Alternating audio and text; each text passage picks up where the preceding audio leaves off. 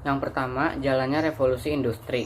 Istilah revolusi industri pertama kali diperkenalkan oleh Friedrich Engels dan Louis Auguste Blanqui pada pertengahan abad ke-19. Menurut T.S. Ashton, sejarawan ekonomi asal Inggris, menyatakan revolusi industri diperkirakan terjadi sekitar tahun 1750 sampai 1830. Revolusi industri dibagi ke dalam dua fase. Revolusi industri dibagi ke dalam dua fase. Di fase pertama yang menjadi tombol pemicu revolusi industri dan ekonomi modern terletak pada produksi katun di Inggris. Produksi katun di Inggris ini juga mempunyai kontribusi besar bagi kemajuan ekonomi Inggris. Perubahan berfokus pada bidang tekstil lewat penemuan alat pemintal benang. Alat pemintal benang yang pertama dibuat oleh James Hargreaves pada tahun 1769 dan diberi nama spinning jenny. Selain penemuan mesin pemintal benang, pada tahun 1750 Abraham Darby menggunakan batu bara atau cogs untuk melelehkan besi demi mendapatkan nilai besi yang lebih sempurna. Produksi benda-benda industri juga berubah karena munculnya mesin uap. Kemunculan mesin uap terinspirasi dari mesin pemompa air ciptaan Thomas Newcomen. Assalamualaikum warahmatullahi wabarakatuh. Nama saya Kartinasi, absen 31. Saya akan melanjutkan revolusi industri yaitu pada fase kedua. Tahun 1860, revolusi industri memasuki fase baru yang disebut juga dengan fase revolusi industri kedua. Fase ini terjadi antara abad ke-19 dan abad ke-20. Fase ini disebut juga dengan fase revolusi industri teknologi. Fase ini identik dengan pembangunan jalan rel, produksi massal besi dan baja, dan penggunaan tenaga uap, serta ditemukannya aliran listrik. Dalam periode fase ini disebut juga revolusi teknologi dan ditemukannya listrik. Kemudian, penemuan listrik ini dikembangkan oleh Luigi Galvani dan Alessandro. Pada tahun 1832, Samuel Morse membuat telegraf. Kemudian pada tahun 1872, Alexander Graham Bell membuat telepon. Pada tahun 1839, Guglielmo Marconi menghasilkan ban mobil. Kemudian pada tahun 1903, Wilbur Wright dan Orville Wright membuat pesawat terbang. Selanjutnya ada perbedaan revolusi fase pertama dan fase kedua. Yang pertama, ada pergantian besi baja di tempat besi sebagai bahan industri pokok. Yang kedua ada pergantian batu arang dengan gas dan minyak sebagai sumber pokok tenaga penggunaan listrik sebagai pokok tenaga industri. Yang ketiga ada perkembangan mesin otomatis dan peningkatan yang tinggi spesialisasi buruh. Yang keempat ada penggunaan campuran dan metal yang ringan dan hasil industri kimia. Yang kelima ada perubahan radikal dalam transportasi dan komunikasi. Yang keenam pertumbuhan bentuk-bentuk baru organisasi kapitalis. Yang ketujuh tersiarnya industrialisasi di Eropa Tengah dan Timur dan bahkan di Timur Jauh. Jadi dapat disimpulkan bahwa revolusi fase pertama berpusat pada tekstil, besi, dan tenaga uap, sedangkan revolusi fase kedua berpusat pada baja, minyak bumi, bahan kimia, dan listrik. Pembangunan rel. Revolusi industri fase kedua merupakan kemajuan pada bidang manufaktur dan teknologi produksi, memungkinkan pengadopsian secara luas dari teknologi yang sudah ada sebelumnya, seperti sistem telegraf, jaringan kereta api, gas, dan air bersih, serta sistem pembuangan limbah, yang sebelumnya hanya terkonsentrasi di beberapa kota saja. Ekspansi kereta api dan jalur telegraf besar-besaran setelah tahun 1870 memungkinkan pergerakan orang dan ide yang belum pernah terjadi sebelumnya. Memunculkan gelombang baru globalisasi. Dalam periode waktu yang sama, sistem teknologi baru diperkenalkan. Yang paling signifikan adalah listrik dan telepon. Revolusi industri kedua berlanjut pada abad ke-20 dengan elektrifikasi awal pabrik-pabrik ini dan berakhir pada awal Perang Dunia Pertama. Perkenalkan, nama saya Rangga Fadila Ahmad dari kelompok 3 Sejarah Minat tentang Revolusi Industri. Selanjutnya, saya akan menyebutkan penemu-penemu revolusi industri fase kedua.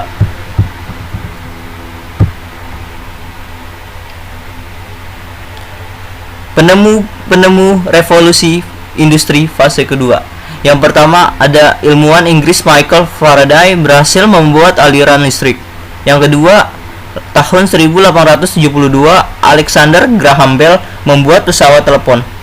Yang ketiga, tahun 1879 Thomas Alva Edison berhasil menemukan lampu pijar. Yang keempat, tahun 1832 Samuel Morse membuat telegraf. Yang kelima, Andre Ampere penemu alat ukur listrik.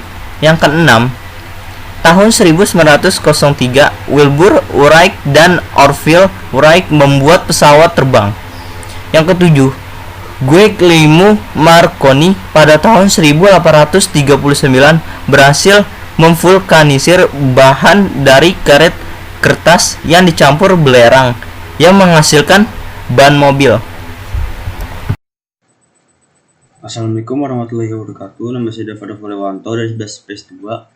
Saya dari kelompok 3, yaitu tentang jalan dan dampaknya revolusi industri. Di sini saya akan menjelaskan tentang dampak revolusi industri dalam berbagai bidang, yaitu di bidang ekonomi. Di bidang ekonomi terdapat dua, yaitu dampak positif dan dampak negatifnya. Di dampak positif terdapat yaitu A. Lahirnya industri besar. Revolusi industri telah menumbuhkan industri secara besar-besaran dengan proses mekanisme. Alhasil barang-barang diproduksi secara cepat, mudah, dan massal sehingga dapat memenuhi kebutuhan masyarakat luas. Hidupnya industri serta majunya ekonomi negara berimbas pula pada meningkatnya taraf hidup masyarakat. Dikarenakan perkembangan industri menarik minat sebagian besar penduduk dari desa untuk datang ke kota dan beralih profesi menjadi buruh pabrik. Dan yang B, yaitu berkembangnya kapitalisme. Revolusi membuat kapitalisme menjadi berkembang dan bahkan menjadi bagian penting dari sistem ekonomi negara. Peluang yang tersedia di pasar membuat para pemilik modal memperbesar usahanya serta dengan tenaga kerja yang semakin besar juga. Di sini saya akan melanjutkan dengan dampak negatifnya, yaitu industri kecil gulung tikar. Industri-industri besar memiliki dampak negatif karena mengakibatkan bangkrutnya industri-industri kecil karena masih menggunakan cara kerja tradisional. Sekian dari saya, kurang lebihnya mohon maaf. Wassalamualaikum warahmatullahi wabarakatuh. Kemudian ada dampak di bidang sosial, yang itu ada arus urbanisasi semakin tinggi. Hal ini karena industrialisasi menciptakan lapangan kerja, serta lahirnya kota-kota baru dan pusat-pusat keramaian yang baru. Hal ini menarik minat penduduk desa untuk datang ke kota. Kemudian yang B, kesenjangan antara pemilik modal atau kapitalis dan para pekerja. Dalam banyak kasus, banyak buruh yang tidak menikmati kehidupan yang layak. Sementara itu, para pemodal atau para kapitalis semakin kaya. Kondisi ini semakin menimbulkan kesenjangan sosial antara kaum buruh dan kaum kapitalis. Yang C, lahirnya kelas buruh. Rasa nasib sepenanggung-jawaban mendorong para buruh di kota untuk bersatu. Kemudian di poin selanjutnya, munculnya revolusi sosial. Kesenjangan ekonomi antara pemilik modal dan kaum buruh serta kemiskinan menimbulkan inspirasi sastrawan Inggris untuk menulis tentang ketimpangan. Tujuan mereka adalah untuk menyadarkan masyarakat Inggris, terutama para pemilik modal dan pengusaha, serta pemerintah agar segera melakukan perubahan. Yang E, terjadinya polusi di banyak tempat. Terjadinya polusi di banyak tempat ini akibat dari pembangunan pabrik-pabrik di kota yang menimbulkan pencemaran udara dan limbah yang tidak terkendali sehingga kehidupan kota menjadi tidak sehat dan kotor. Yang F, munculnya individualisme.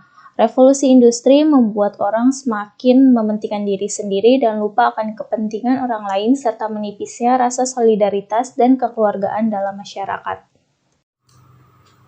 Perkenalkan, nama saya Stella Marisa Abigail Diksi dari kelas 11 IPS 2. Saya akan menjelaskan mengenai Dampak revolusi industri terhadap bidang politik.